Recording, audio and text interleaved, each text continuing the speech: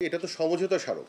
আরেকটি বিষয় বলি, এই যে অনেকে বলে ফেলছেন যেটা চুক্তি, চুক্তি কিন্তু না, এটাও কিন্তু একটা অসত্য কথা। এটা কিন্তু মেমোরান্ডাম আন্ডারস্ট্যান্ডিং। এটা এখন আরও ডিটেলে যে আলাপ আলোচনার ভিত্তিতে তারপর এগুলো নির্ধারিত হবে।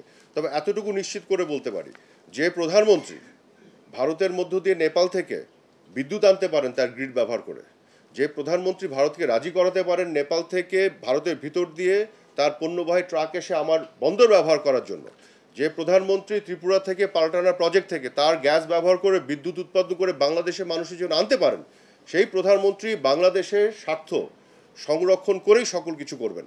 যে প্রধানমন্ত্রী ভারতের সাথে থার্ড পার্টিতে যে সমুদ্রের সীমা জয় করে এমন চায়না থেকে সাবমেরিনের সুরক্ষার ব্যবস্থা করতে পারেন, উনি বঙ্গবন্ধু কন্যা।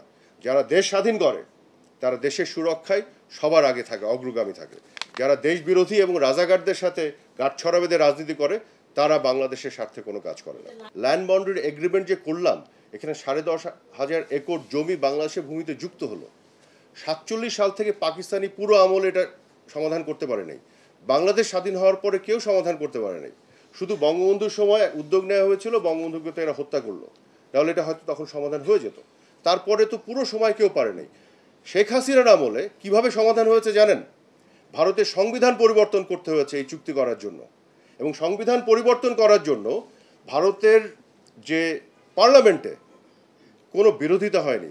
বিজেপি কংগ্রেস সবাই মিলে সর্বসম্মতিক্রমে শেখ হাসিনার কূটনৈতিক পারদর্শিতা কোন পর্যায়ে, যে যে যে চুক্তি কেউ করতে পারে নাই শেখ হাসিনার আমলে সেই চুক্তি হয়েছে, এবং ভারতে শুধু সরকার না, বিরোধী দল সহ সবাই এক জায়গায় উনি দাঁড় করিয়ে সেই চুক্তি করিয়েছেন।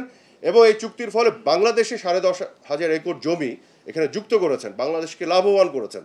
তো এই তথ্যগুলি না জেনে ধরেন ঢালাও কথা, বায়বীয় কথা বললে এটা তো কোনো ভ্যালু নাই। আপনারা তাদেরকে ধরবেন যে এই যে স্টেটমেন্ট দিলেন পারে নাই, কোথায় পারে নাই বলেন?